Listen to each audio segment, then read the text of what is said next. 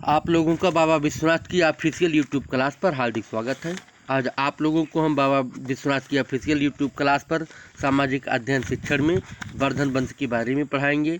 वर्धन वंश के बारे में हमने आप लोगों को इससे पहले आगे पढ़ाया था, जिसमें हमने हर्षवर्धन, जो कि वर्धन वंश का एक बहुत ही बड़ा प्रतापी शासक था, उसके बारे में पढ़ाया था, जिसमें उसने विभिन्न तरह की जो विजय प्राप्त की थी उन विजयों के बारे में बताया गया था।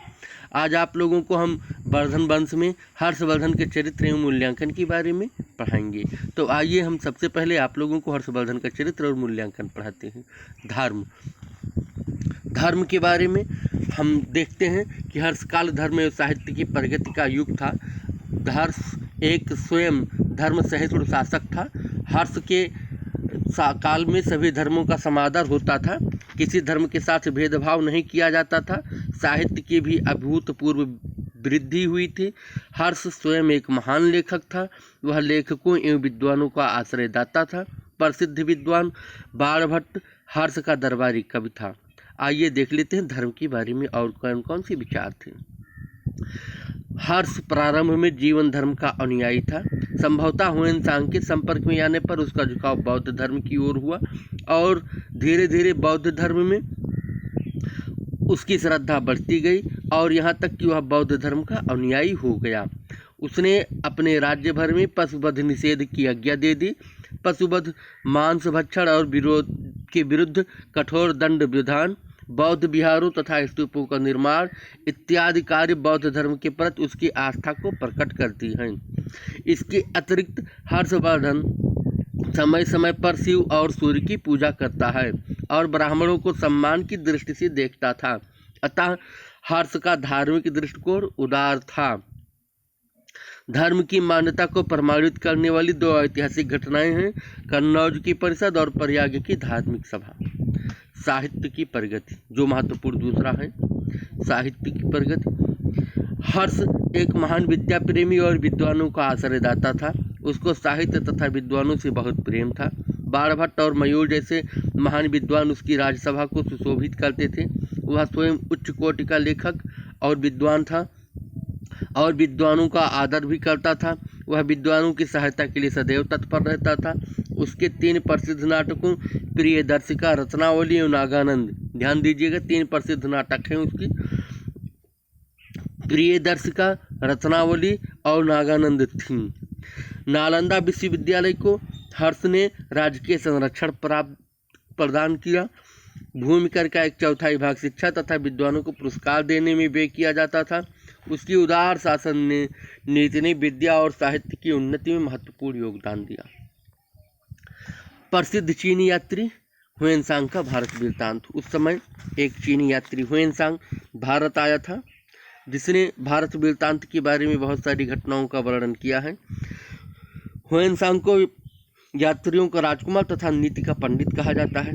यह सर्वविदित है कि तत्कालीन राजनीतिक, सामाजिक तथा बौद्ध धर्म की स्थिति के संबंध में हुएनसांग की कृत CUकी से जितना पता चलता है, उसके अभाव में हमारा प्राचीन भारत का ज्ञान अधूरा है। B.A. स्मिथ ने हुएनसांग के वर्णन के विषय पर महत्वपूर्ण प्रकाश डालते हुए कहा है, उसका ग्रंथ सच्चे समाचारों का अमूल्य कोश है।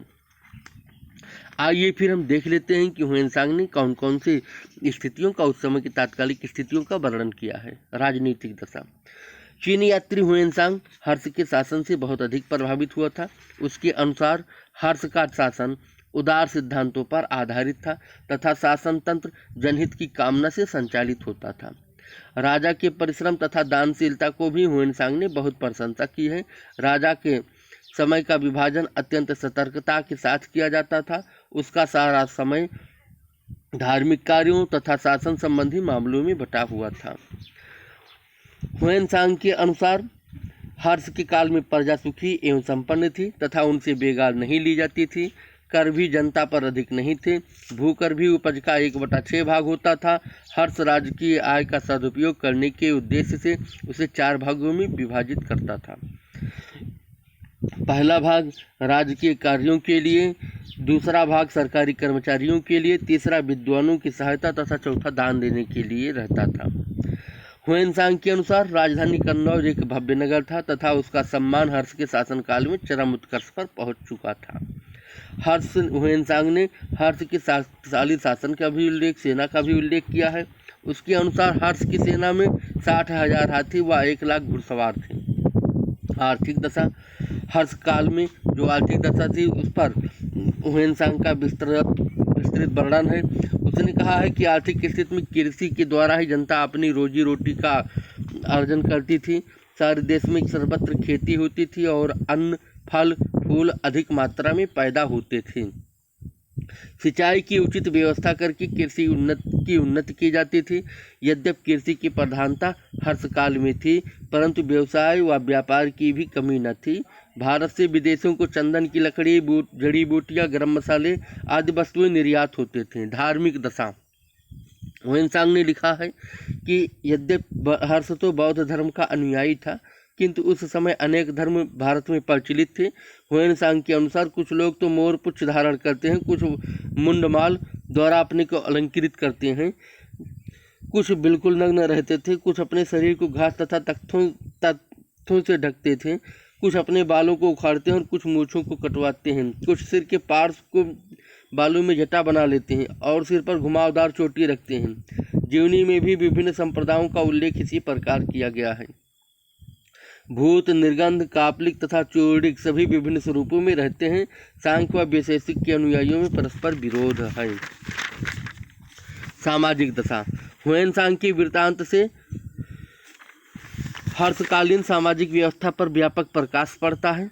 हर्षकालीन सामाजिक व्यवस्था जाति के आधार पर एवं जातीय नियमों के आधार पर शासित थी।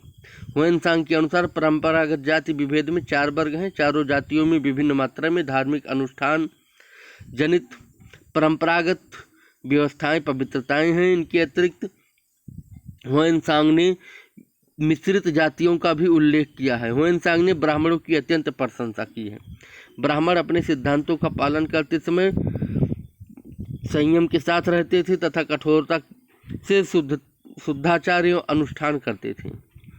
हुएनसांग ने क्षत्रियों की भी खूब प्रशंसा की है तथा उन्हें सीधे साधे, पवित्र, सरल तथा मितव्ययी बताया है।